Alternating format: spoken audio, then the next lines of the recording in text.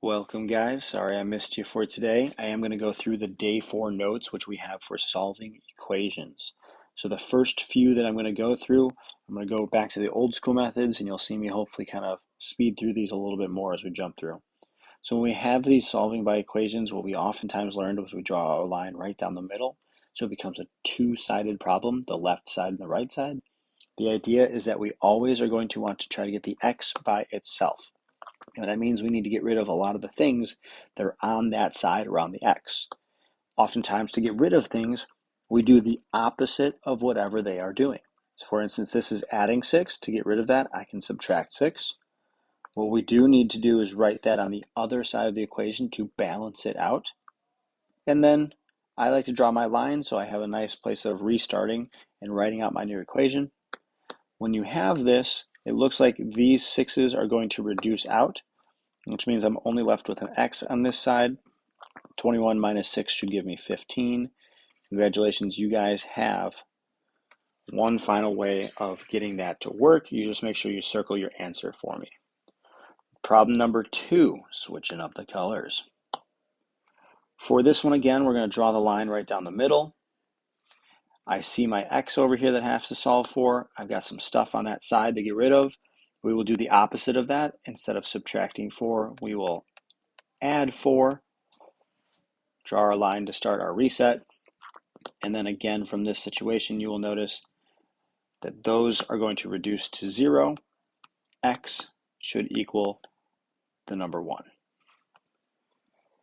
These problems are going to slowly but surely get a little bit more complicated as we start cruising.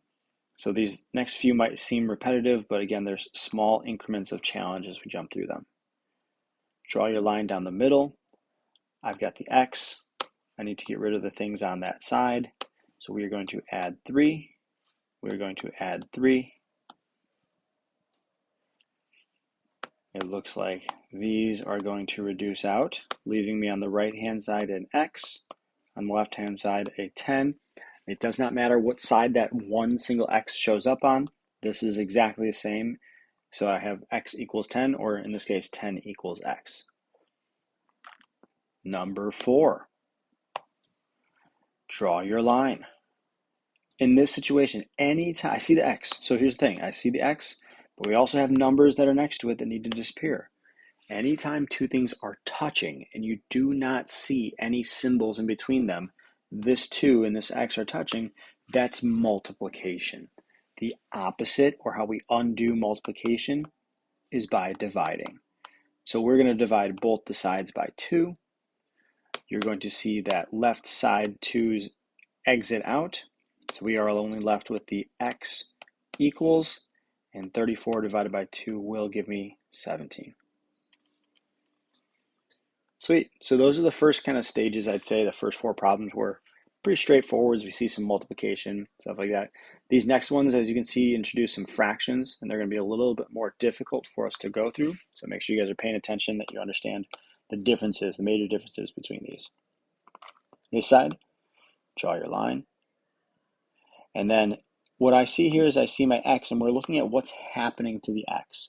My x right now is being divided by 3. So I needed to do the opposite of that. I need to multiply it by 3. If I do that to one side, I must do it also to the other side, as we've mentioned several times already. Those 3's are going to reduce out. Oftentimes, again, I like to draw that line, reset my problem. The left side, I get an x. The right side, 5 times 3, should give me 15. Number 6. This isn't one that I want you to look at, and I run into this situation all the time. We have my x here, and then all of a sudden there's this huge fraction next to it. What I want you guys to do is I just want you to move that x. Every single time that x is in the middle of the fraction like this, I want you to move it to the top and just rewrite this problem. It will make it so much easier. So if I move the x to the top, I have 2x over 3 equals 4. Now what we look at is we're saying, wow, I need to go about getting all of these things away from the x's. I need to get this 3 and this 2 away. What I find works the best is when you are looking at that left-hand side, you actually want to do the opposite of PEMDAS in this situation. So if you want to undo something, usually we do things in the order of PEMDAS. If we want to undo them, we have to do them backwards.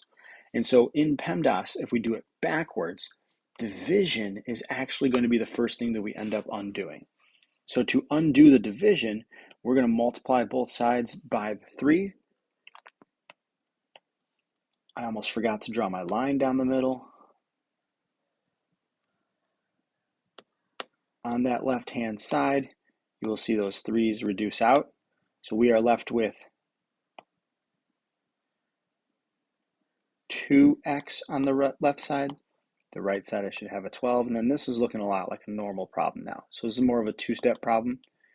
That is multiplication between the 2 and the x. So we will divide by 2 to make sure we undo that multiplication. Highlight those because those are disappearing. I end up with x equals 6 as that final answer. Cool, not too bad. These try-its, I would like you guys to, at this point, pause the video and try these 2 on your own individually, and then restart the video because I will be going through these right now. Hopefully you don't just listen and copy. Please don't. I want you to actually try these. All right, this one, line down the middle. I need to get rid of this 8 by doing the opposite of it, adding 8 to both sides. My final answer for this one, I'm going to adjust the size of this thing, it's too big. My final answer for this one, once those 8's disappear, I'm going to have an x on this side. I get an 18 on the right side. Boom. Hopefully that one, most people got that one. Should have been pretty straightforward for you guys. And then the last one, remember, when you see this x, always rewrite it and move it up to the top. I have one x, which means I just have an x. I don't really need to write the number 1 if you don't want to. Equals -6. Put that line down the middle. This is again happening with division on the left-hand side, so I'm going to do the opposite of that dividing. If you do it to one side, you do it to the other. And ladies and gentlemen, those 5's disappear. X equals -30. And you guys have survived some notes via almost like the Zoom era again. So I'm sorry about that, guys, but had to stay home today. Your homework for today, you guys are going to make sure that you go to your notes packet that is on ClassKick, and you are going to be doing, oops, I have it at the very top here. I don't, darn it. But today's day 4, so you're going to be doing worksheet number 4 on ClassKick. If you guys get that up and running, I would very much appreciate it. Thanks, guys. Take care, and I will see you guys tomorrow.